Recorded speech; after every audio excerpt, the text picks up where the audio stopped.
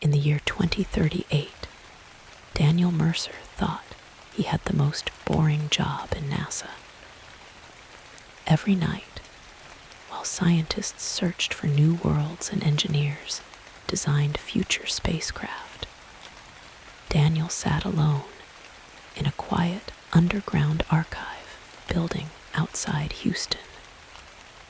His job was simple: read old documents, scan damaged files, store forgotten records.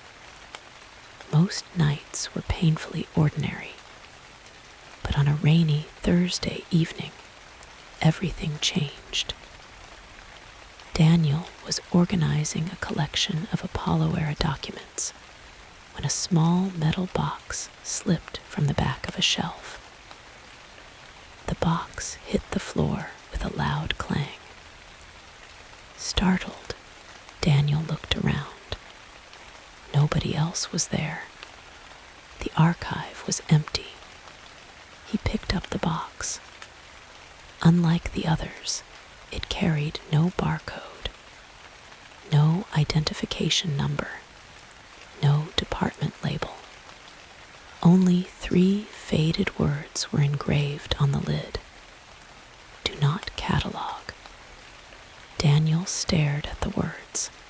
That was strange. Every item inside NASA had a catalog number. Every item except this one. For several seconds, he considered calling security. Instead, curiosity won. He carefully opened the box. Inside was a single black notebook. Nothing else. No explanation. No author. No title. Just an old notebook. The first page contained a handwritten message. If you are reading this, I failed. Daniel's heart skipped a beat. He turned the page. The public believes Apollo discovered exactly what history recorded. That is not true. A cold silence filled the room. Outside, thunder rolled across the distant Texas sky. Daniel kept reading. The first anomaly was found on the moon. The next page contained a photograph. At first glance, it looked ordinary. Then he saw it. A doorway. Not a natural formation. Not a shadow. A doorway. Standing alone in the middle of a lunar crater. Daniel suddenly understood why the notebook had never been catalogued. Someone had hidden it. Someone had wanted it forgotten. And someone, many years ago, had been terrified of what they found beyond that door. Daniel stared at the photograph for a long time. A doorway. There was no other word for it. The structure stood upright in the center of a lunar crater, casting a narrow shadow across the gray dust. Its shape was unmistakable, rectangular, symmetrical, impossible. He looked at the date printed beneath the image. July 23, 1969. 2 days after Apollo 11 left the moon. His pulse quickened. This photograph should not exist.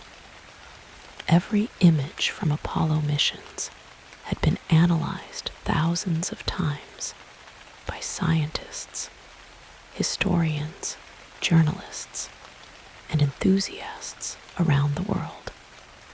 Yet Daniel had never seen anything like this. He turned another page. The handwriting continued. I was part of a review team assigned to inspect photographs that never reached public archives. Most images showed nothing unusual. Then we found this. The next page contained coordinates, a location on the moon, near the edge of a crater called Daedalus. Daniel knew the name immediately. Daedalus lay on the far side of the moon, the side Earth never sees, the side hidden from human eyes unless viewed from space. The notebook continued. We assumed it was an imaging error, a shadow, a damaged negative. We requested additional photographs. Daniel turned the page. Another photograph appeared. This one was sharper. The doorway remained, exactly where it had been before. Not a shadow, not a camera defect. The object was real. A strange uneasiness crept into the room. The archive suddenly felt colder. Outside, rain tapped gently against the windows. Daniel glanced around.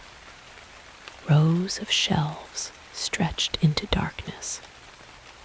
Thousands of forgotten records surrounded him. For the first time in years, he felt uncomfortable being alone. He forced himself to continue reading. The author described months of investigation. Scientists debated theories, natural formation, optical illusion, equipment malfunction. Each explanation eventually collapsed. The doorway remained unexplained. Then came the sentence that made Daniel stop breathing for a moment. In 1972, another object was discovered. Another object, not on the moon, Mars. The notebook included a faded photograph from an early orbital survey. A rocky valley stretched across the image. Most of the terrain appeared normal. Then Daniel saw it. A line, perfectly straight, running for nearly 2 miles.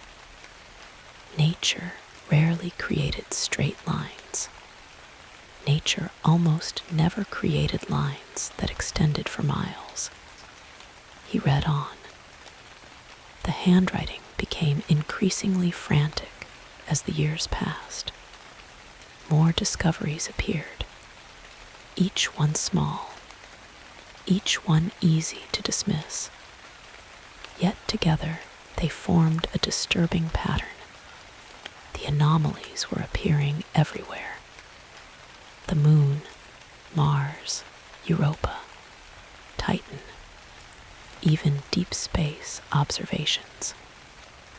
No single piece of evidence proved anything, but the accumulation was impossible to ignore.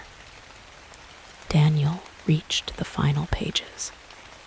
The handwriting trembled noticeably. I spent 20 years trying to understand what we found. The next sentence was underlined 3 times. I no longer believe these discoveries are unrelated.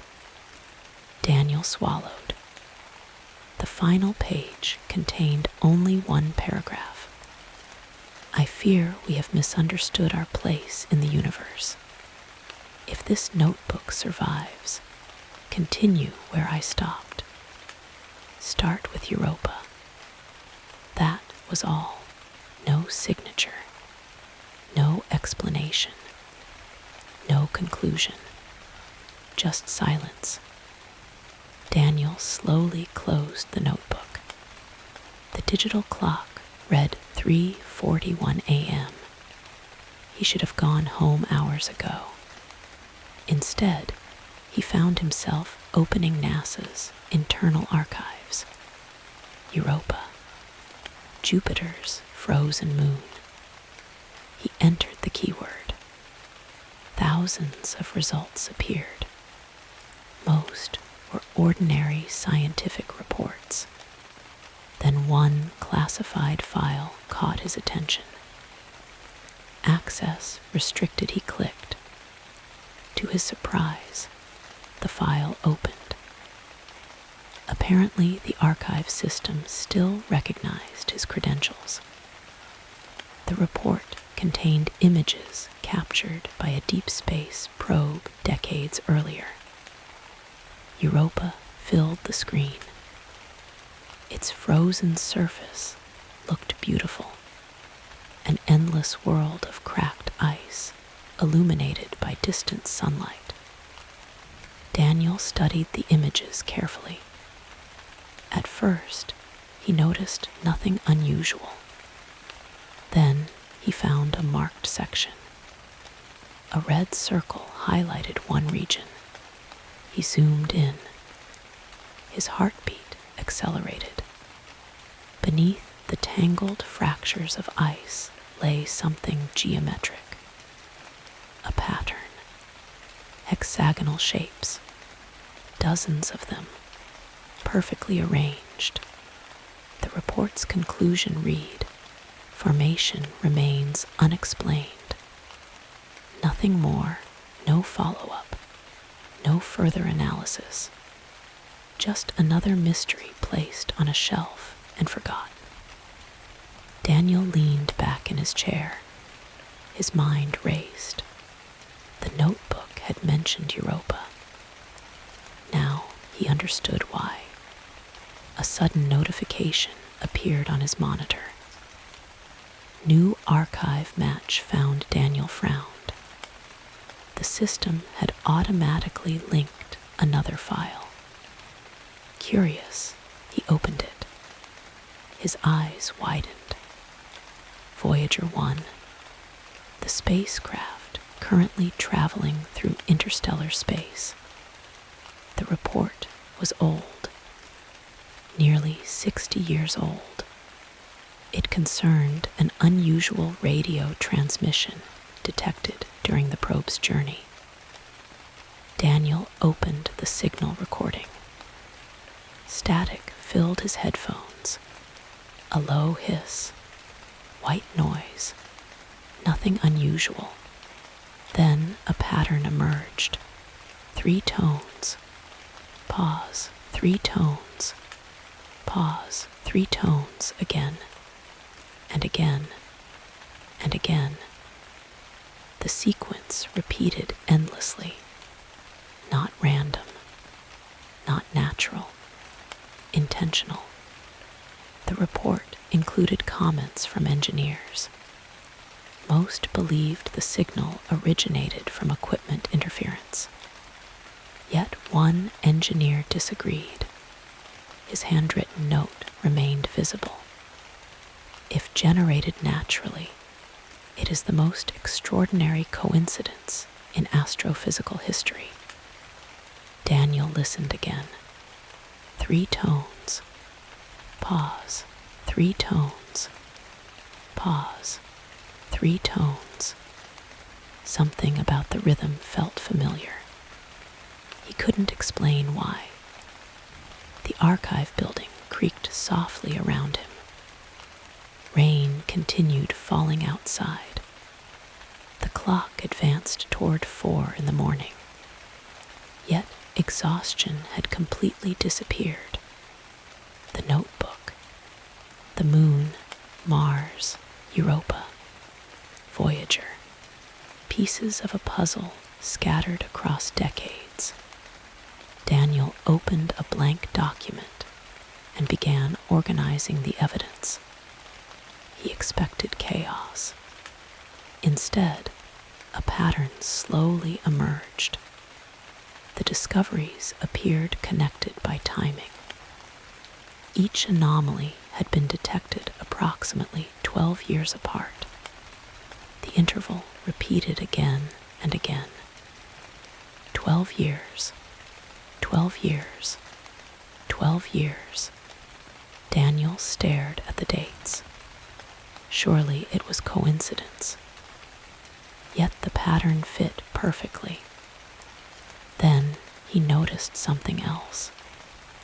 The most recent interval had ended 3 months ago, which meant another event should have occurred recently. Very recently. His fingers moved quickly across the keyboard. He searched recent classified observations. Nothing. He expanded the search. Still nothing. Then one result appeared, uploaded only 4 days earlier. No description, no summary, no title, only a file number. Daniel opened it. The screen went black. For several seconds, nothing happened. Then an image slowly appeared. At first, he thought he was looking at ordinary stars. Thousands of them, perhaps millions. A deep space telescope observation. Then he noticed the center of the image. Something was missing. A perfectly circular region contained no stars whatsoever. Not darkness, absence. As if a section of the universe had been carefully erased. The report attached to the image consisted of a single sentence. We do not understand what we are observing. Daniel felt a chill travel down his spine. Outside, thunder rumbled again. The archive building remained silent. Somewhere in the darkness between the stars, something strange was waiting, and for reasons he could not explain, Daniel had the overwhelming feeling that it had just noticed him. For several minutes, Daniel simply sat motionless. The image remained on his monitor. A perfect circle, a region of space where stars should have existed. Yet there was nothing.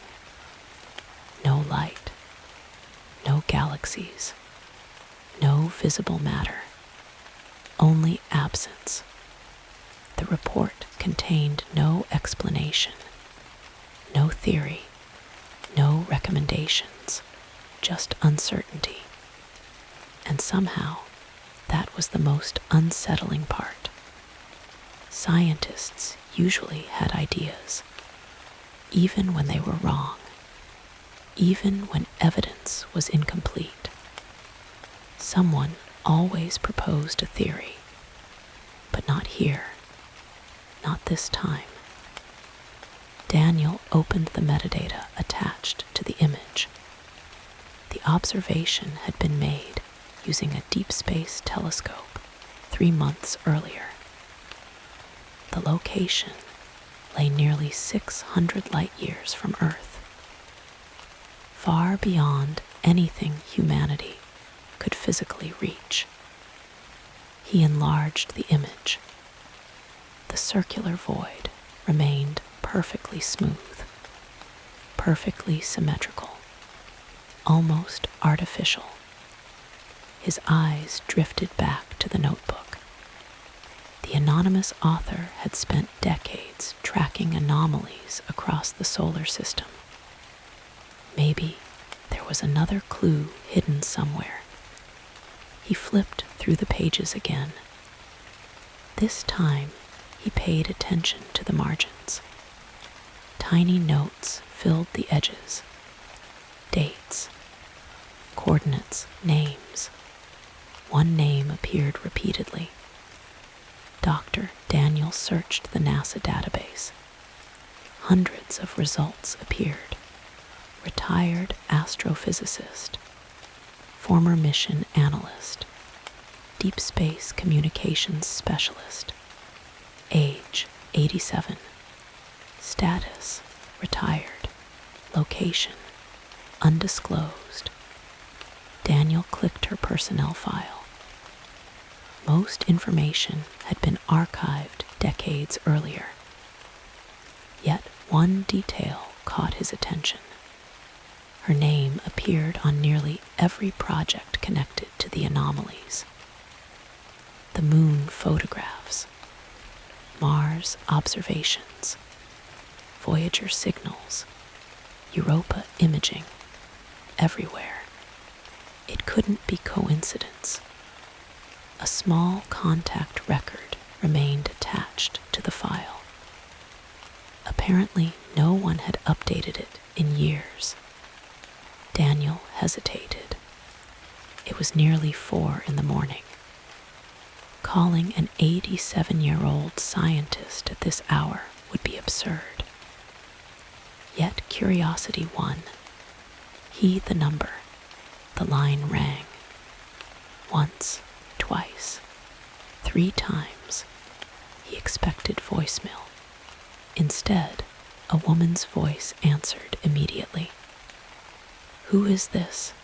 Daniel froze. The voice sounded alert, awake, almost as if she had been expecting a call. Doctor, silence. Several long seconds passed. Then she spoke. "Where did you find my number?" Daniel swallowed. "In an archive file." Another silence. Longer this time. When she spoke again, her voice sounded different. Careful, concerned. "What file?" Daniel glanced at the notebook. "The moon anomalies." The reaction was immediate. The line went quiet. For a moment, he thought she had disconnected. Then she spoke softly. "You found the notebook." It wasn't a question. She already knew. Daniel's heartbeat quickened. "You know about it." A tired laugh emerged from the speaker. "I wrote it." The room suddenly felt smaller. Outside, rain continued falling. Inside, Daniel gripped the phone. "You wrote it?" "Yes." "You investigated all those anomalies." Another pause. Then a simple answer. "For most of my life." Daniel looked toward the dark windows. Thousands of questions crowded his mind. He chose the most important one. "What did you discover?" The old scientist remained silent for several seconds. When she finally answered, her voice carried an unusual sadness. "I discovered that some questions are larger than answers." Daniel frowned. "What does that mean?" "It means," she said quietly, "that the universe is stranger than most people can tolerate." The words lingered between them. Daniel waited. Eventually, she continued. "Listen carefully. Are you alone?" "Yes." "Good." Something in her tone made his stomach tight. "I need you to understand something. Those anomalies were never classified because they proved alien life." Daniel blinked. That wasn't what he expected. Then, why were they classified? The answer came immediately. Because nobody could explain them. Daniel frowned. "What?" "Human beings are comfortable with mysteries when they believe solutions exist. But some discoveries challenge the assumptions we use to understand reality itself." The rain intensified outside. Daniel listened carefully. Doctor continued. "For 50 years, we searched for a common explanation. Did you find one?" "No." Her answer arrived without hesitation. "No civilization. No hidden technology. No secret visitors. Daniel felt confused. Then what connects them? A soft sigh emerged through the speaker. The locations. Daniel stared at the notebook. The locations. Every anomaly appears near boundaries. Boundaries. The edge of a crater. The edge of a canyon. The edge of an ice fracture. The edge of the heliosphere. The edge of a gravitational field. Daniel's mind raced. She was right. Every example fit. Every single one. Why would that matter? For the first time, Doctor sounded genuinely uneasy, because boundaries seemed to attract the phenomena. Daniel stared into the darkness beyond the archive shelves. What phenomena? The old scientist hesitated. Then she said the words that would remain in Daniel's memory forever. Places where reality behaves incorrectly. The room suddenly felt very cold. Daniel almost laughed. The statement sounded impossible, absurd. Yet nothing about the night had felt normal. Not since he opened the notebook. What do you mean incorrectly? Doctor lowered her voice. Objects appearing where they shouldn't exist. Signals arriving before they were transmitted. Measurements that contradict physics. Daniel remained silent. She continued. Most incidents were tiny, easy to dismiss. A sensor malfunction here, a strange photograph there. But after decades, the pattern became impossible to ignore. Thunder rolled across the sky. The archive lights flickered briefly. Daniel looked toward the ceiling. When he turned back, Doctor was speaking again. There is something else. What? The latest anomaly. Daniel glanced at the image on his monitor. The circular void. No. Daniel frowned. No. The void was discovered because of another event. A knot formed in his stomach. What event? For several seconds, only rain filled the line. Then Doctor spoke. 3 months ago, an observation satellite disappeared. Daniel blinked. Disappeared. Completely. What happened to it? We don't know. His pulse quickened. You lost contact. No. The old scientist's voice dropped almost to a whisper. We received contact. Daniel felt every muscle tense. What does that mean? The answer arrived slowly. We continued receiving transmissions after the satellite vanished. A chill moved through him. That made no sense. None at all. If the satellite had disappeared, how could it continue transmitting? Daniel opened his mouth, then stopped, because he suddenly realized something. Doctor sounded frightened, not curious, not excited, frightened.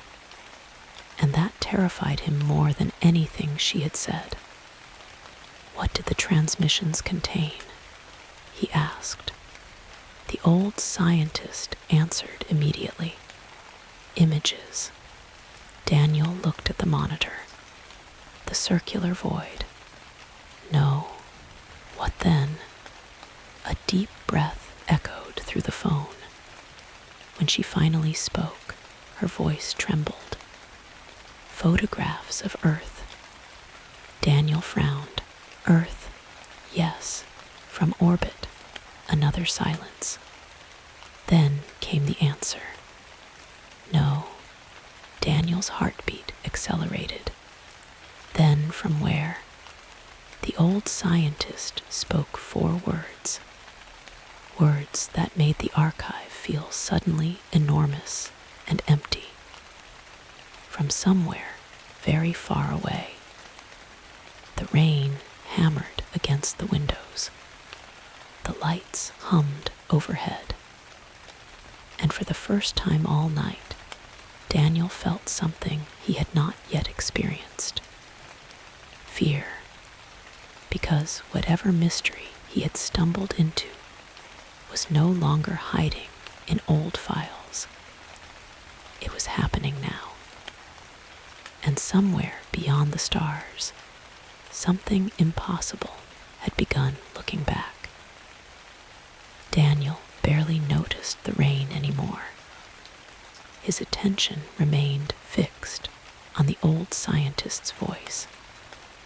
Photographs of Earth, taken from somewhere impossibly distant. It sounded absurd. Yet the fear in Doctor's voice convinced him she believed every word. When were the images taken? Daniel asked. 3 months ago. And nobody knows where the satellite was. No. Daniel rubbed his forehead. Then how can you know the photographs were real? A faint sigh emerged through the phone. Because we compared them. Compared them to what? Reality. Daniel frowned. The answer made no sense. Doctor continued. The first image showed a hurricane forming in the Pacific Ocean. So, the photograph arrived 48 hours before the hurricane existed.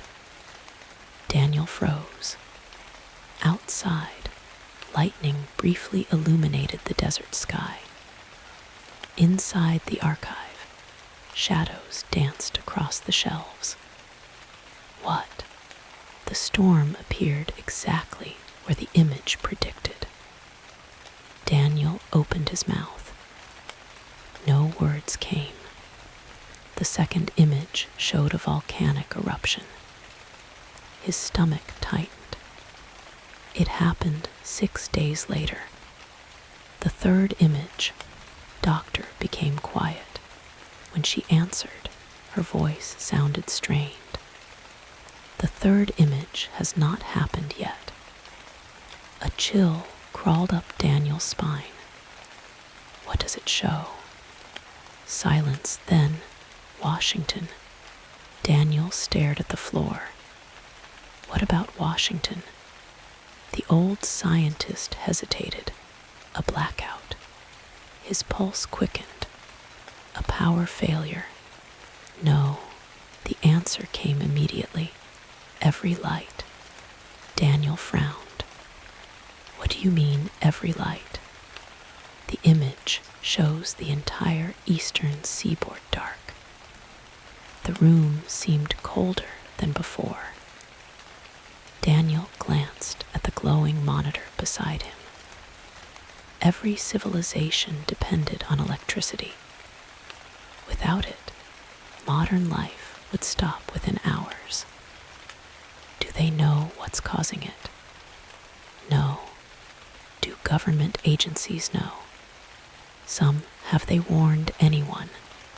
A bitter laugh escaped Doctor. And tell them what?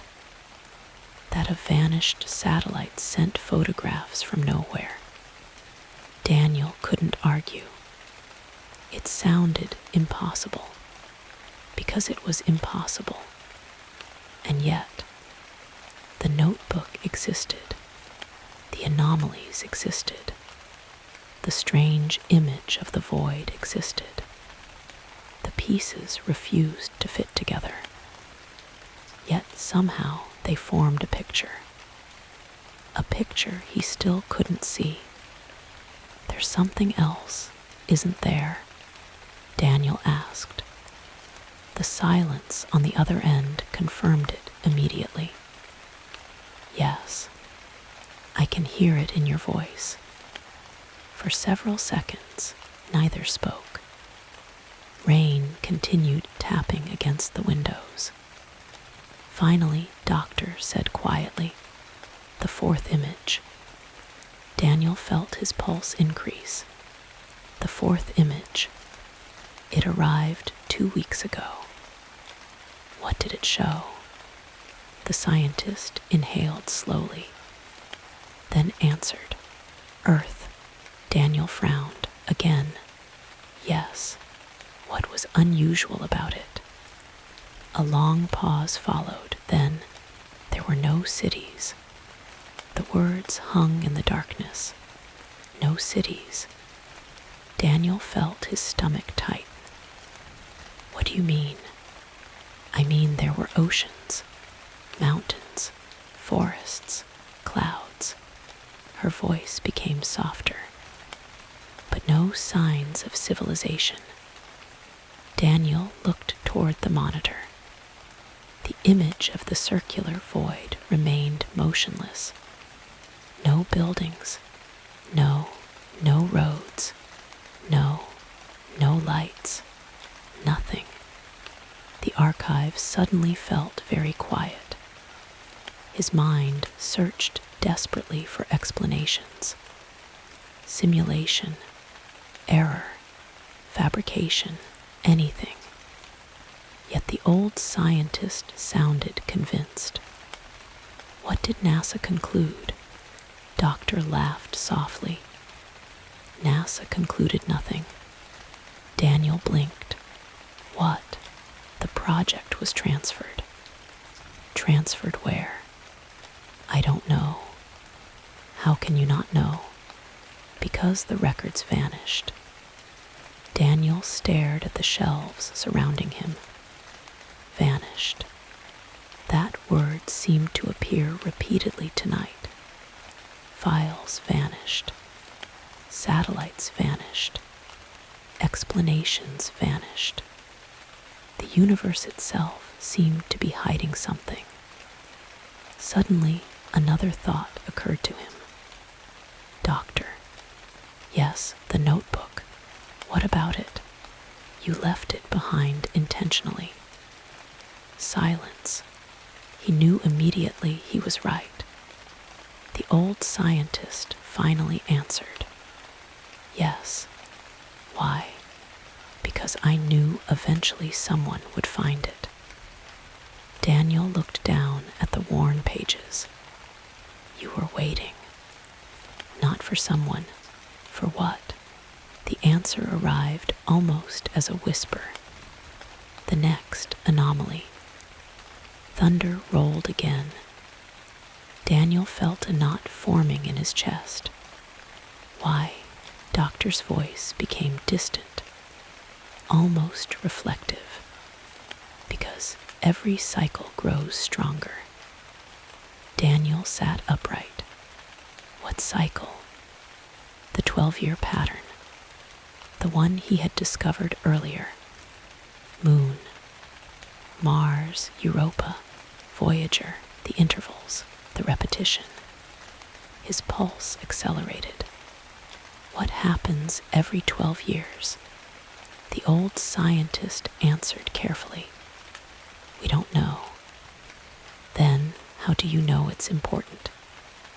Because the anomalies increase. Daniel frowned. Increase. They become easier to see. A strange uneasiness settled over him, like something approaching. Another long silence. When Doctor finally spoke, her voice sounded tired. That's exactly what some of us feared. The rain outside gradually weakened. The storm was moving away. But inside the archive, the tension continued growing. Daniel looked again at the image on his screen. The perfect void among the stars. What if you're wrong? He asked quietly. I hope I am. What if all of this is coincidence? I hope it is. What if none of it means anything? The old scientist laughed softly. For the first time, the sound carried genuine warmth. Then you can go home and sleep peacefully. Daniel smiled despite himself. Then the smile faded, because neither of them truly believed that anymore. A sudden notification appeared on his monitor. He froze. A new file had just appeared, uploaded moments ago. Timestamp 4:27 a.m. Daniel frowned. Doctor, what? A file just appeared. The scientist became instantly alert. What kind of file? I don't know. His fingers moved across the keyboard. The file name consisted of random numbers and letters. No department. No description. No source. Nothing. Just a file. Waiting. A strange feeling washed over him. The same feeling people experience before opening a door they somehow know should remain closed. You should probably stop, Doctor said quietly. Daniel stared at the screen. What? Close the file. Why? The old scientist took a deep breath. Because that is exactly how it started for me. Daniel swallowed. His cursor hovered over the icon. Part of him wanted to listen, to go home, to forget everything, to return to normal life. But curiosity had already carried him too far. Slowly, he clicked. The screen went black. For several seconds, nothing happened. Then an image appeared. Daniel's entire body became rigid. He stopped breathing. The archive vanished around him.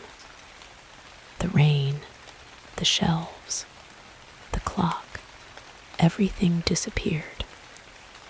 Because the image on the screen was not a photograph of space. It was not a photograph of Earth. It was not a photograph of another planet. It was a photograph of him, Daniel Mercer, sitting alone in the archive, looking at his computer, taken from behind, as if someone had been standing only a few feet away, watching him at that exact moment. And beneath the image, a single line of text had been typed. We are almost ready to meet. Daniel couldn't move. For several long seconds, his mind refused to process what he was seeing. The photograph filled the monitor. There was no mistake, no possibility of confusion. The image showed him sitting exactly where he was now. The angle was impossible. The camera appeared to have been positioned several feet behind him. Yet nobody stood there. Nobody had entered the room. Nobody could have entered the room. The archive required multiple security clearances. Every entrance was monitored. Every hallway was covered by cameras. And yet, the photograph existed. Daniel's breathing became shallow. His eyes drifted to the line beneath the image. We are almost ready to meet. The words seemed unreal, almost playful, as if whoever had written them knew exactly how he would react. Daniel, Doctor's voice crackled through the phone. "Daniel, what happened?" He swallowed. His mouth felt dry. I opened it. Silence then. "What did you see?" Daniel stared at the screen. "A photograph." The scientist's voice became tense. "Of what?" "Me." The line immediately went silent. No response. No explanation. Nothing. For several seconds, Daniel thought the call had disconnected. Then he heard a faint exhale. Not surprise. Not confusion. Recognition. As if Doctor had feared this answer. "What is it?" Daniel asked. The old scientist hesitated. Finally, she spoke. "Describe the image." Daniel did. The room. The angle. The impossible perspective. The message. Every detail. When he finished, Doctor sounded exhausted. Then it has started. A knot formed in Daniel's stomach. What has started? The contact phase. Daniel frowned. Contact phase. That's what we called it. We. The people who investigated the anomalies. Daniel sat upright. "You're telling me this happened before." A long pause. Then, "Not exactly." The answer only increased his frustration. "What does that mean?" "It means others received messages." Daniel's heartbeat accelerated. "What kind of messages?" "Different ones." His fingers tightened around the phone. And the scientist answered softly.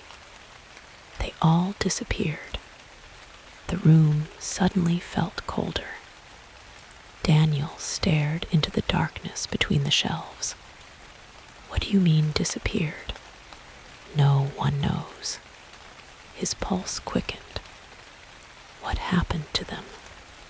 "We never found out." The fluorescent lights above flickered briefly. For the first time all night, genuine fear settled into his chest. Not curiosity, not fascination. Fear. The kind that makes a room feel larger. The kind that makes shadows seem alive. Daniel looked over his shoulder. The archive remained empty. Yet he couldn't shake the feeling that someone was standing just outside his field of vision. Watching, waiting, listening. "You need to leave," Doctor said. The words came suddenly, firmly, immediately. Daniel blinked. "What?" "Leave the building. Now, now." The urgency in her voice was unmistakable. Daniel stood. His chair rolled backward. The archive seemed strangely quiet, almost expectant. He grabbed the notebook, the phone, his car keys. Then he hesitated. The monitor still displayed the photograph. The message remained visible. "We are almost ready to meet." A strange thought entered his mind. Ready? Ready for what? The question lingered, unanswered. Slowly he turned away. The archive lights hummed overhead. His footsteps echoed across the floor. 1 shelf, 2 shelves, 3 shelves. The exit waited at the far end of the room. Normally, the walk took less than a minute. Tonight, it felt much longer. Every sound seemed amplified. Every shadow appeared deeper. Halfway to the door, something unexpected happened. A noise, very faint. Daniel stopped. The sound came again. A soft, metallic click, somewhere behind him. He turned. Nothing. Rows of shelves. Stacks of boxes. Darkness. Silence. His pulse pounded in his ears. "Daniel," Doctor asked. He lowered his voice. "I heard something." The old scientist became instantly alert. "Don't investigate." The advice sounded reasonable, yet curiosity pulled at him. The sound came again. Click. This time closer. Daniel's eyes narrowed. The noise seemed familiar. Then he recognized it. A filing cabinet. Someone was opening a filing cabinet. His stomach tightened. That was impossible. The archive should be empty. Every employee had left hours ago. He took a cautious step forward. Another click echoed through the darkness. Then another, and another. One cabinet after another, opening slowly, methodically, as if unseen hands were moving through the archive, searching. Daniel's heartbeat thundered. "What are you hearing?" Doctor asked. He told her. The scientist immediately sounded frightened. "Leave." "What is it, Daniel?" Her voice sharpened. "Leave now." The seriousness in her tone erased all hesitation. He turned and began walking quickly toward the exit. The noises continued behind him. Click, click, click. Hundreds of metal drawers, opening one by one. Somewhere in the darkness, something was searching. For what? He didn't know, and he wasn't interested in finding out. The exit door appeared ahead, only 20 feet away. 15, 10, 5. Daniel reached for the handle, then froze, because another sound had emerged, not behind him, ahead, on the other side of the door. Footsteps, slow, measured, approaching. His blood ran cold. Someone was in the hallway. Someone walking toward the archive. At 4:30 in the morning, the footsteps stopped. Silence. Neither side moved. Daniel stood motionless. The unseen figure stood motionless. Only the hum of fluorescent lights filled the air. Then came 3 knocks. Knock, knock, knock. Not loud, not aggressive, gentle, almost polite. Daniel felt every muscle tighten. The person outside spoke. A calm voice, male, friendly. And somehow that made it worse. Daniel. His heart nearly stopped. The stranger knew his name. The voice continued. "We've been looking for you." The archive suddenly felt much smaller, much darker. Daniel backed away from the door, slowly, carefully. The voice remained calm. "We know you found the notebook." The fluorescent lights flickered again. The filing cabinets behind him continued opening, one after another. Click, click, click. The stranger spoke once more. "We only want to talk." Daniel looked toward the emergency exit map hanging on the wall. Another route existed. A maintenance corridor, hidden behind the archive stacks. He remembered it from a fire drill years ago. His pulse accelerated. Maybe he could reach it. Maybe. The voice outside remained patient, almost cheerful. There is no reason to be afraid. The statement sent a chill through him, because truly dangerous things almost always said exactly that. Daniel took another slow step backward, then another, then another. The stranger spoke one final sentence, a sentence that would haunt him for years. After all, Daniel. A pause followed, long enough for dread to bloom fully inside him. Then, you already belong to the story. And suddenly, every light in the archive went out, leaving him alone in complete darkness. Darkness swallowed everything. 1 second earlier, Daniel had been standing beneath the sterile glow of fluorescent lights. The next, the archive vanished.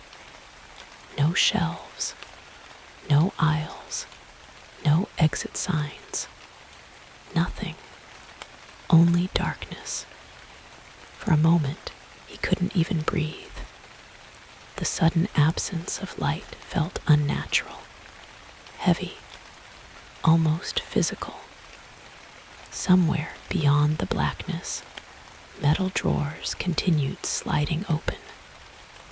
Click, click, click. The sound echoed through the archive like distant footsteps. Daniel forced himself to move. Panic would only make things worse. He pulled his phone from his pocket. The screen illuminated instantly. A pale white glow spread through the darkness. Relief washed over him. At least he wasn't blind. The narrow beam revealed rows of shelves stretching endlessly in both directions. Dust drifted through the air. The archive looked normal. Too normal. Yet Daniel couldn't shake the feeling that something had changed. Something invisible. Something important. His phone crackled. Doctor was still on the line. Daniel, I'm here. Good. Her voice sounded tense. Listen carefully. The old scientist spoke rapidly. Do not follow voices. Daniel frowned. Whatever happens, do not follow voices. A cold feeling settled in his chest. What kind of voices? Silence, then any voices. The answer did not help. Before Daniel could ask another question, a sound emerged from somewhere deep inside the archive. A voice, soft, familiar. His stomach tightened instantly because he recognized it. His father. The voice sounded exactly like his father. Impossible. His father had been dead for 12 years. Yet the voice echoed clearly through the darkness. Semi. Daniel froze. No, not Semi. His mind caught the mistake instantly. The voice wasn't saying Semi. It was saying Daniel. But for one strange moment, it sounded distorted, as if reality itself had stuttered. The voice came again. Daniel. A gentle call, warm, comforting. The kind of voice that makes you instinctively turn toward it. Daniel gripped the phone. His pulse thundered. Doctor, The scientist immediately understood. You hear one? Yes. What does it sound like? Daniel answered. The silence that followed lasted several seconds. Finally, Doctor sighed. I was afraid of that. The voice called again. Closer now, Daniel. The sound drifted between the shelves, inviting, patient, waiting. He forced himself to remain still. Doctor's warning echoed in his mind. Do not follow voices. A faint scraping sound emerged nearby. Daniel swung the phone's light toward it. Nothing. Only shelves, boxes, dust. Yet something felt wrong. The shadows seemed deeper than they should have been. The darkness between the shelves appeared unusually dense, almost solid. Then he noticed movement. His breath caught. At the end of the aisle, something had crossed the beam of light, too quickly to identify. A shape, human-sized, gone before he could focus. His heart pounded. Someone's here. The scientist didn't sound surprised. Probably. What do you mean, probably? They usually appear during the contact phase. Daniel stared into the darkness. They. No answer. Not immediately, then. We never found out what they are.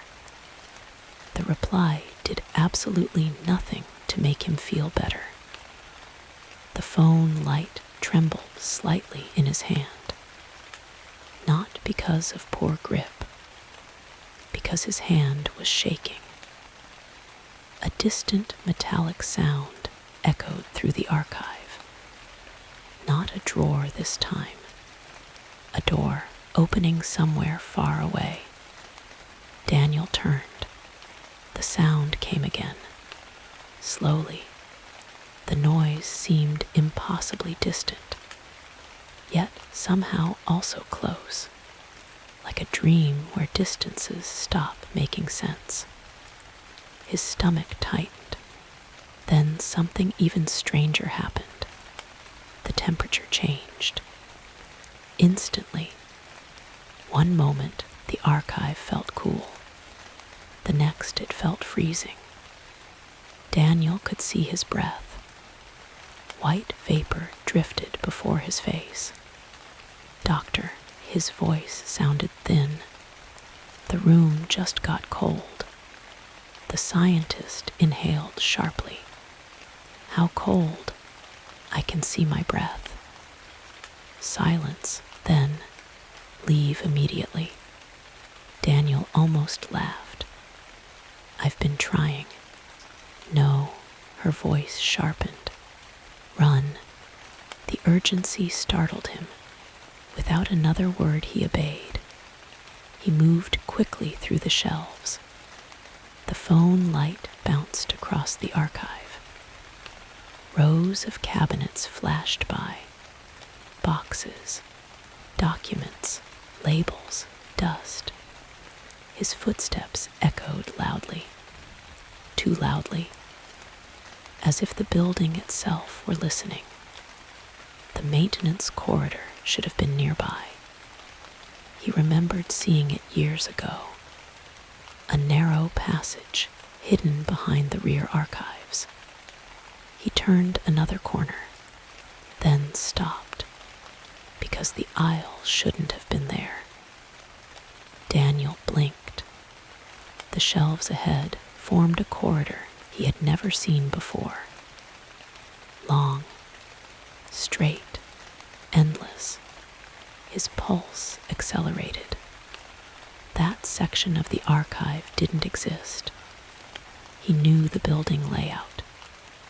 He had worked there for years. Yet the corridor stretched ahead regardless. The phone light could not reach the far end. Darkness swallowed everything beyond 50 feet. Daniel, Doctor's voice crackled again. What do you see? He described it. The scientist immediately became quiet. Too quiet. When she finally spoke, her voice sounded very small. I never wanted to hear those words again. A knot formed in his stomach. You've seen it. Yes. The answer came instantly. Years of fear hid inside that single word. What is it?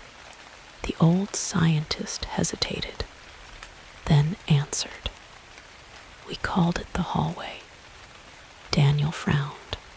The hallway, no matter where it appeared. Her voice trembled slightly. It was always impossible. The corridor remained motionless ahead, silent, waiting. What happens if you go down it? Another silence. Longer this time. Daniel already knew he wouldn't like the answer. Finally, Doctor spoke. We don't know. His stomach tightened. What do you mean you don't know? Nobody who followed it ever came back. The air felt suddenly colder, the darkness deeper.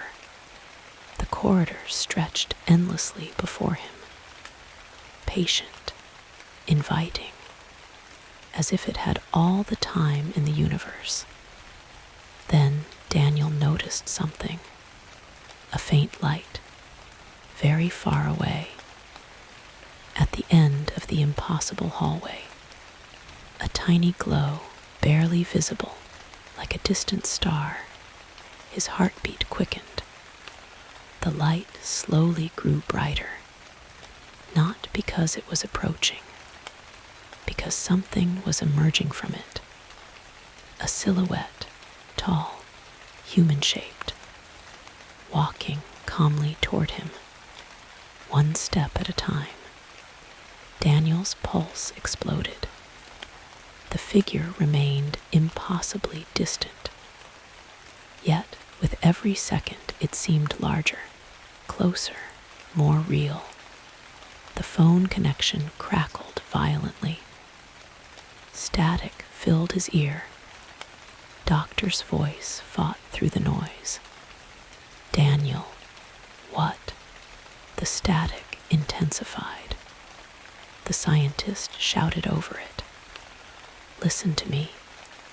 The silhouette continued approaching, still far away, yet undeniably moving closer.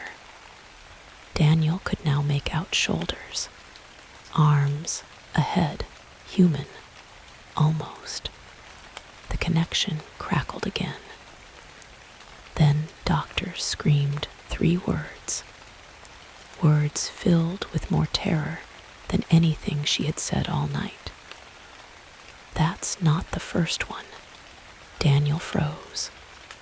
The silhouette stopped walking, hundreds of feet away, motionless, watching, and behind it, another silhouette emerged from the distant light.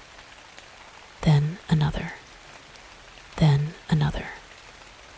One by one, stepping into view, as if an entire crowd was waiting beyond the impossible hallway, watching him, waiting for him. And somewhere within that silent gathering, one figure stepped slightly forward, a figure that looked exactly like Daniel Mercer, standing perfectly still, smiling. Daniel couldn't breathe. The figure at the front of the crowd looked exactly like him. Not similar, not resembling him. Exactly him. The same height, the same face, the same dark hair, even the same expression. It was as though a mirror had been placed at the end of the impossible hallway. except mirrors don't smile before you do. And the figure was smiling. Slowly, calmly, patiently. Daniel felt ice spreading through his veins. The crowd behind the duplicate remained motionless. Hundreds of silhouettes stood beneath the distant light, watching, waiting, not speaking, not moving, only observing. His phone crackled violently. Static filled the line. Somewhere within the noise, Doctor was still speaking. Daniel, listen. The signal distorted, then returned. Don't approach. More static. Whatever happens. The connection broke entirely. Silence. Daniel stared at the phone. No signal. No call. No connection. For the first time all night, he was completely alone. The duplicate took a step forward. Not a large step, just one. Yet the movement somehow felt wrong. Like a video playing at the wrong frame rate. Its body shifted smoothly, but reality seemed to lag behind it. Daniel's stomach twisted. Something about the figure violated instinct itself. The human brain recognizes people instantly. Friends, strangers, family, enemies. But this thing triggered none of those responses.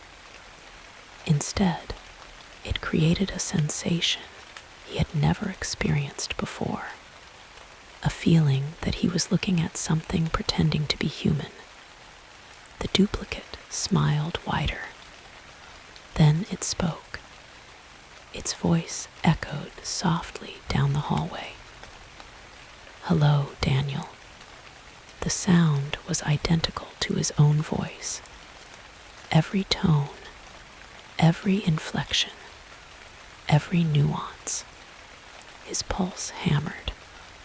The figure tilted its head slightly.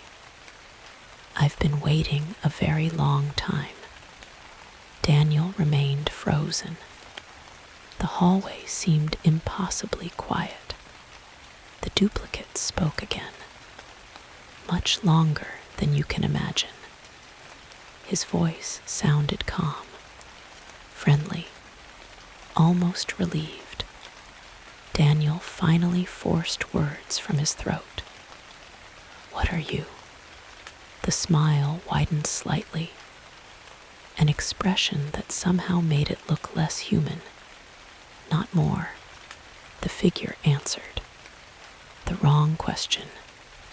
The crowd behind it remained silent, motionless, watching. Daniel swallowed. Then what should I ask? The duplicate considered this, then replied, You should ask why you're here. A cold sensation settled inside his chest, because deep down he wanted to know. Not about the figure, not about the hallway, not about the anomalies. He wanted to know why everything seemed connected to him, why the photograph had shown him, why the message addressed him, why this thing wore his face. The duplicate seemed to sense his thoughts. Its smile softened. You've already begun understanding. Daniel took a step backward. Instinct, pure instinct. The figure immediately stopped smiling. Not angry, not offended, simply disappointed. Like a teacher watching a student choose the wrong answer. You still think this started tonight? The words echoed through the darkness. Daniel felt his pulse quicken. What do you mean? The duplicate raised one hand. Slowly, gently, the distant crowd parted. A narrow path opened between them, and Daniel saw something impossible. Thousands of people, not hundreds, thousands, stretching beyond sight, standing in absolute silence. Every age, every ethnicity, every appearance, men, women, children, old people, young people, all watching, all waiting, and among them, Daniel saw faces, faces he recognized. His breath caught. His father, his mother, teachers from childhood, friends from university, people he had known, people he had forgotten, even people who had died. The sight nearly shattered his composure. No, his voice emerged as barely a whisper. Number, the duplicate watched calmly. They aren't who you think. Daniel's heart pounded. What is this place? The figure's eyes seemed unusually dark now, almost black. Closer. The answer chilled him, not because of what it meant, because it explained nothing. The duplicate continued. Closer than Earth, closer than the moon, closer than your own thoughts. Daniel felt dizzy. None of this made sense. The hallway, the crowd, the copies, the impossible statements. His mind searched desperately for logic. Dream, hallucination, psychological breakdown, anything. Yet everything felt real, painfully real. The duplicate suddenly looked upward, as if listening to something distant. Its expression changed. For the first time, genuine concern appeared on its face. That frightened Daniel more than anything, because until now, the thing had seemed completely in control. Now it looked worried. The duplicate spoke quietly. They found you faster than expected. Daniel frowned. Who found me? The figure looked directly into his eyes, and for the first time, its smile disappeared completely. The ones we hide from. A deep vibration suddenly rolled through the hallway. The floor trembled. The distant crowd stirred uneasily. Several figures turned toward the darkness above. Daniel followed their gaze. At first he saw nothing. Then he noticed movement, far beyond the ceiling, beyond the walls, beyond reality itself. Something enormous shifted. Not a creature. Not exactly. More like a shadow cast by something too large to comprehend. The darkness above seemed to bend, fold, warp, as though space itself were struggling to contain whatever existed beyond it. The duplicate's calm demeanor vanished entirely. That's impossible. The words escaped it before it could stop them. Daniel's pulse exploded. For the first time, the thing wearing his face sounded afraid. Very afraid. The vibration intensified. The hallway shook. The crowd began moving. Not running. Not panicking. Retreating. Slowly backing away from the distant light. The duplicate stepped toward Daniel. Urgently, you need to leave. Daniel blinked. What? You need to wake up. The statement hit him like a punch. Wake up. The figure grabbed his shoulders. Its hands felt real, solid, warm, human. Yet something inside Daniel screamed that it wasn't. The duplicate stared directly into his eyes. Listen carefully. Its voice had become desperate. The anomalies were never messages. Daniel's heartbeat thundered. What? They were warnings. The hallway trembled violently. Cracks of darkness spread across the air itself. The crowd retreated faster. The duplicate continued. We thought we understood them. Another tremor, larger this time. Reality seemed to tear somewhere above. Daniel heard distant sounds, not voices, not screams, something older, something vast, something approaching. The duplicate tightened its grip. You have to remember. Remember what? The figure stared at him. Then spoke the most impossible sentence of the entire night. You've done this before. Daniel froze. The duplicate nodded. A sad smile touched its face. Many times, the words echoed through the collapsing hallway. And suddenly, fragments of memory flashed through Daniel's mind. Not memories. Impossible memories. Standing on the moon, walking across Europa's frozen ice, watching Earth from somewhere beyond the stars, opening the notebook, again and again and again, the same story repeating endlessly, the same choices, the same mystery, over and over.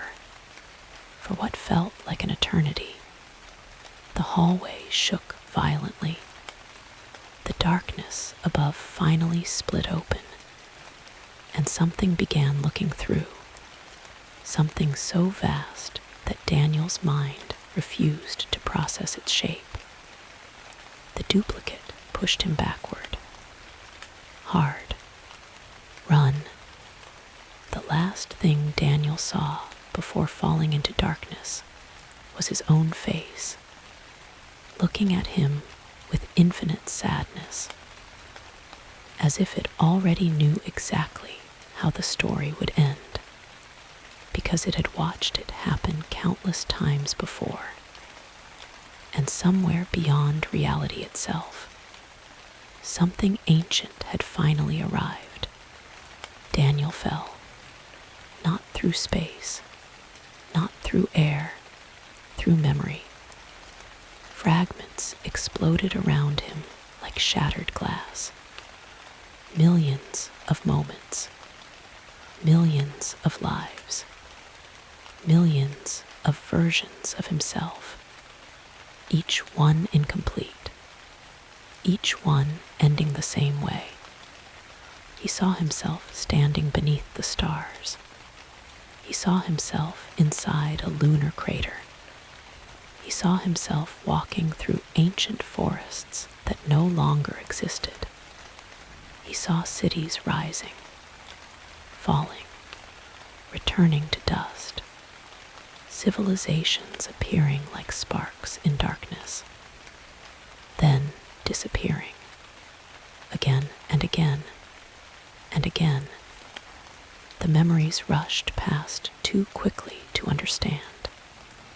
Yet one feeling remained constant, a feeling of repetition, as though reality itself were trapped inside a wheel that never stopped turning.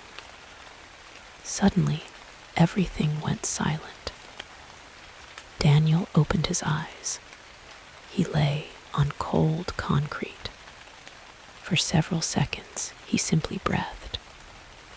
The world felt stable again. Solid, real. The smell of dust filled the air. A faint fluorescent light flickered somewhere overhead. He slowly sat up. The impossible hallway was gone. The crowd was gone. The duplicate was gone. Only darkness surrounded him. His heart pounded. Where was he? Daniel stood carefully. The room appeared enormous, circular, windowless, cold. Rows of old computers lined the walls. Most were dead. Most looked decades old. A faint layer of dust covered everything. The room felt abandoned, forgotten, as if nobody had entered for years. A single monitor remained active. Its pale screen glowed softly in the darkness. Daniel approached cautiously. The monitor displayed one sentence: "Welcome back." His stomach tightened back. Not welcome. Welcome back. The wording mattered a lot. Before he could react, another line appeared. "You always wake up here." Daniel stared. What does that mean? His own voice echoed through the chamber. For a moment, nothing happened. Then words slowly appeared across the screen. "You ask that every time." A chill ran through him. No, the answer escaped instinctively. Number, the cursor blinked, then continued. "This is attempt 147. Daniel's knees nearly gave out. 147. The number felt impossible, absurd, yet something deep inside him reacted. A strange familiarity, like hearing a forgotten song from childhood. The monitor continued typing. "You never remember. You always forget. You always return." Daniel shook his head. "This isn't real." The screen immediately responded. "That is what you said in attempt 12. Then another line appeared. "And attempt 29. And attempt 51. And attempt 88. And attempt 146. Daniel backed away. The room suddenly felt smaller, the air heavier. The machine continued typing. "You are very consistent." A nervous laugh escaped him. Not because anything was funny, because fear sometimes disguises itself as laughter. His pulse hammered. What am I? The question emerged before he could stop it. The screen paused, longer than before. Then, the wrong question. Daniel immediately remembered the duplicate, saying exactly the same thing. The realization sent another chill through him. The monitor continued. "Ask why you return." The room fell silent. Daniel stared at the glowing text. Why did he return? Why did this keep happening? What was he supposed to do? A faint noise interrupted his thoughts. Footsteps. His blood froze. Someone else was in the room, slow, measured, approaching from behind. Daniel turned. A figure emerged from the darkness. An old woman, thin, gray-haired, tired, yet instantly recognizable. Dr. Daniel blinked. Doctor, the scientist, smiled weakly. Hello, Daniel. His mind struggled to keep up. How did you get here? The old woman looked genuinely surprised. You brought me. The answer hit him like a physical blow. What? Doctor slowly approached. You always do. The words sounded disturbingly familiar. She looked around the chamber. At the computers, at the monitor, at the dust, at the darkness. Her expression grew sad.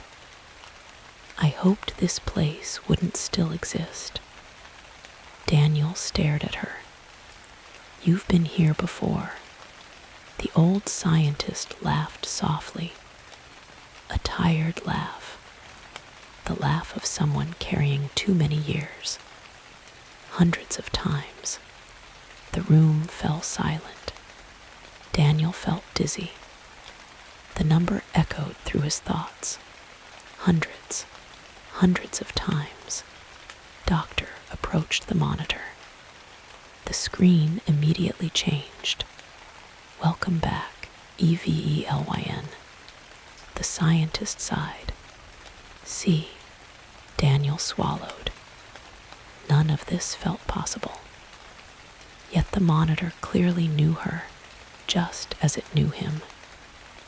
The old woman turned toward him. For a moment, she simply studied his face. Then she smiled sadly.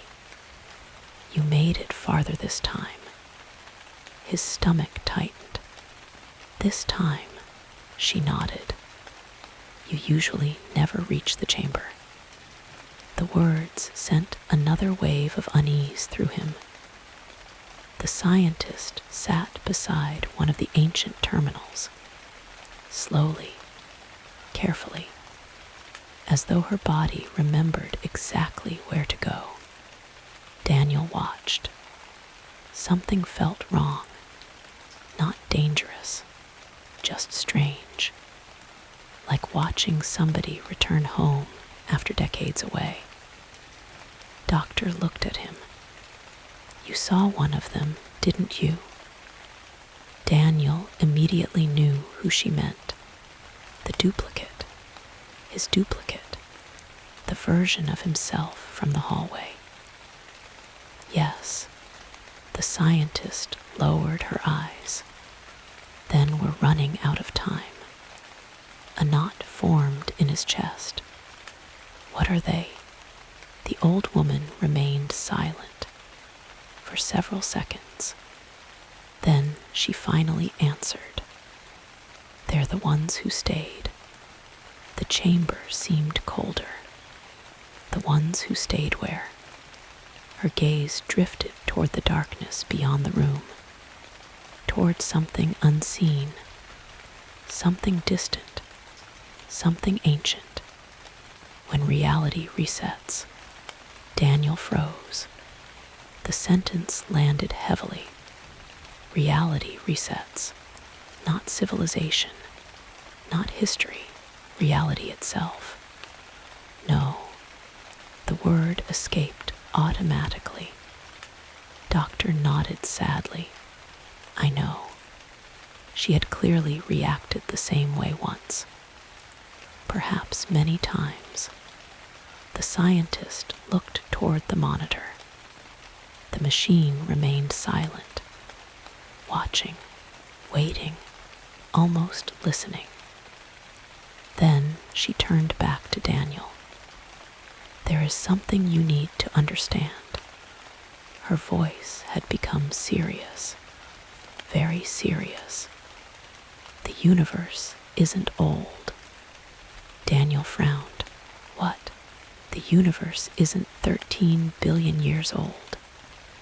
His mind struggled to follow. Then how old is it? Doctor smiled sadly. A smile filled with impossible knowledge. The kind that changes a person forever. Then she answered. No one knows. The fluorescent light flickered overhead. The monitor hummed softly. The darkness beyond the chamber seemed to lean closer, and somewhere very far away, something ancient continued searching, searching for Daniel, searching for the chamber, searching for the one place that had escaped every previous ending, because for the first time in countless cycles, the story was beginning to change, and that terrified everyone. For a long time, neither of them spoke.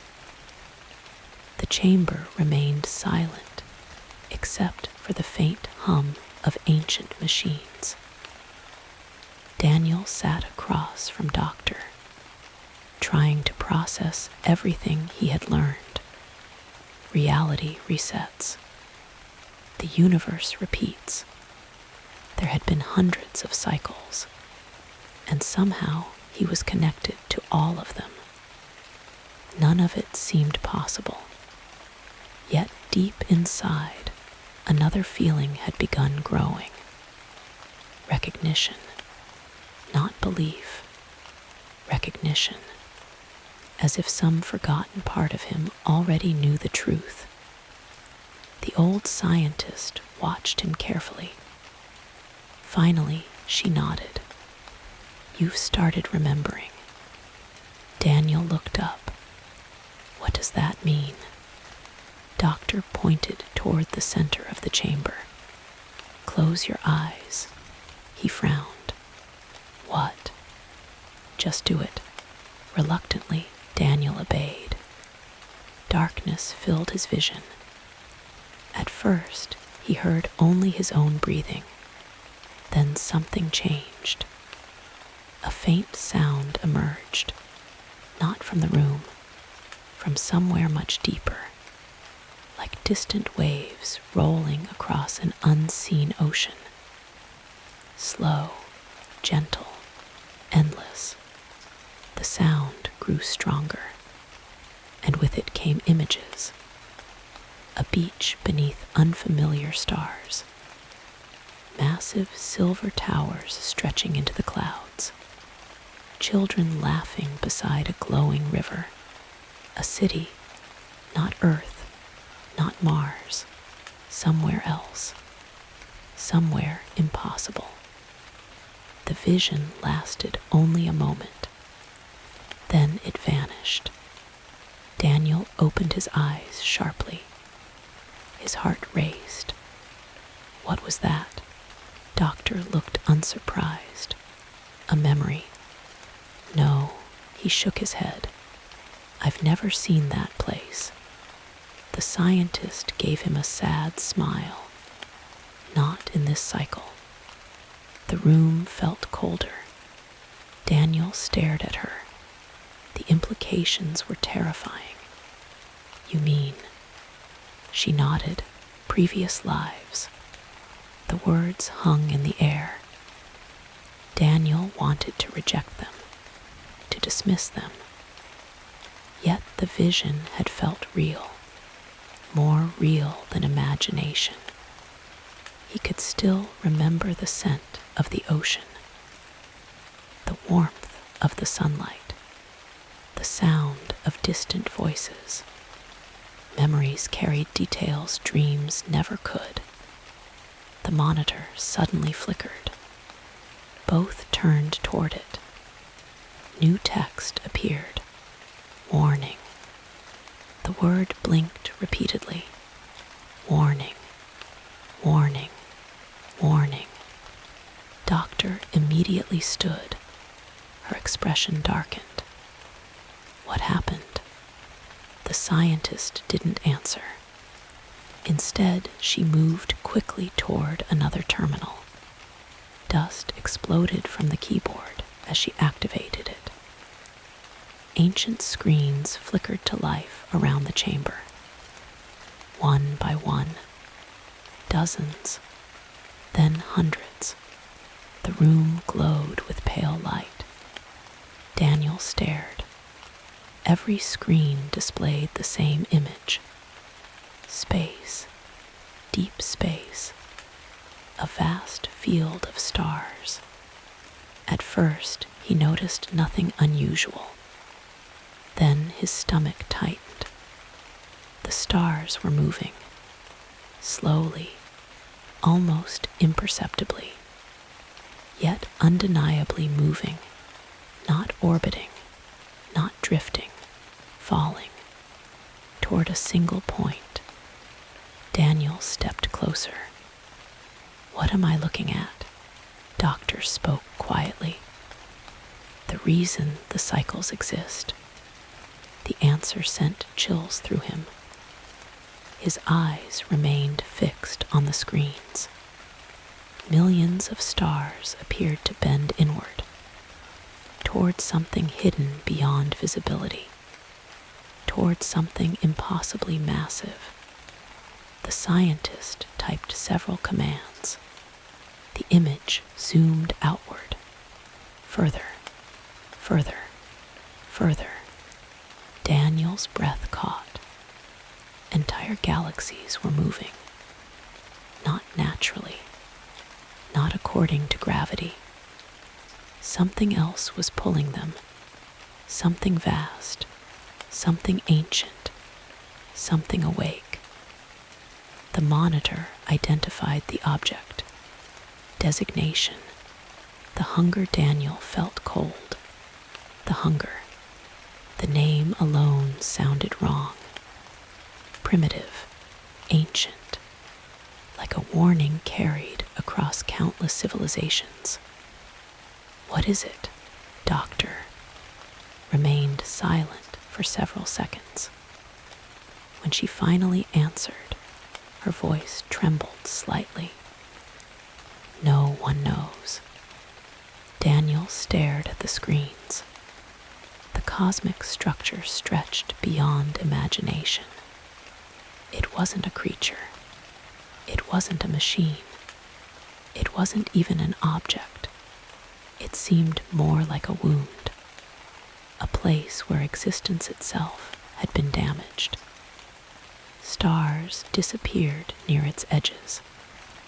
Galaxies distorted. Space folded unnaturally. The old scientist continued. "Every cycle ends the same way." Daniel swallowed. "The hunger arrives." The words echoed through the chamber. A strange sadness settled over the room. Not fear. Something older. The sorrow of a story repeated too many times.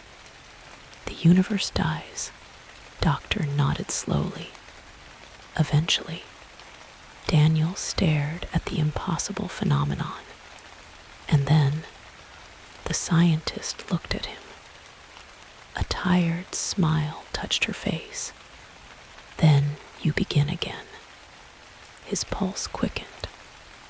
"What?" The old woman stepped toward one of the screens. Her reflection shimmered across the glass. "We don't know how. We don't know why. But every time reality collapses," she looked directly at him, "you survive." The room fell silent. Daniel's heart pounded. "No." The word emerged automatically. Doctor nodded. "I said the same thing." The scientist opened a locked file. The chamber lights dimmed slightly. A photograph appeared, then another, then another. Daniel froze. Every image showed him. Not one version, many, hundreds, thousands. Different clothes, different eras, different worlds.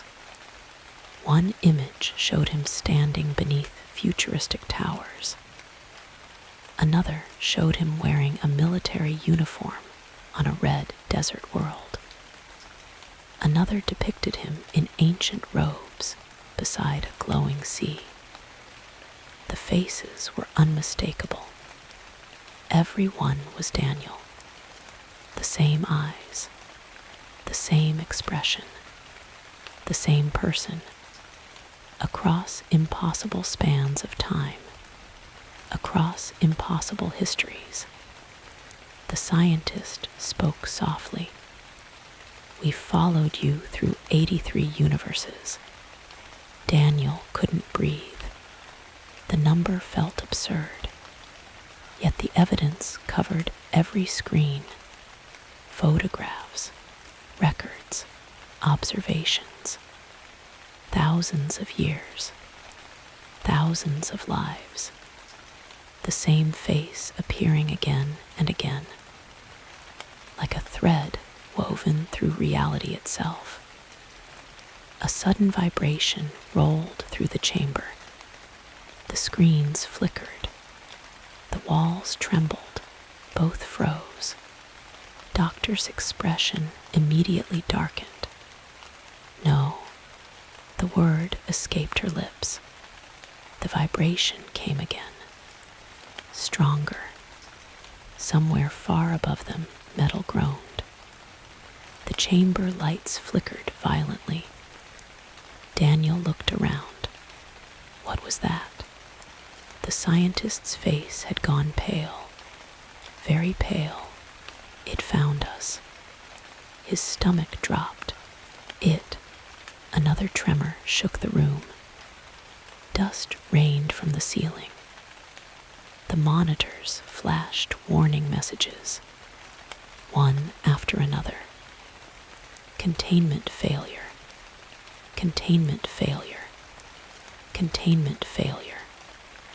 The words spread across every screen. Doctor looked toward the sealed door at the far side of the chamber. For the first time since meeting her, Daniel saw genuine terror in her eyes. Not concern, not caution. Terror. The kind that strips away all pretense, all experience, all confidence. The old scientist whispered a sentence so quietly he almost missed it. It's never reached the chamber before.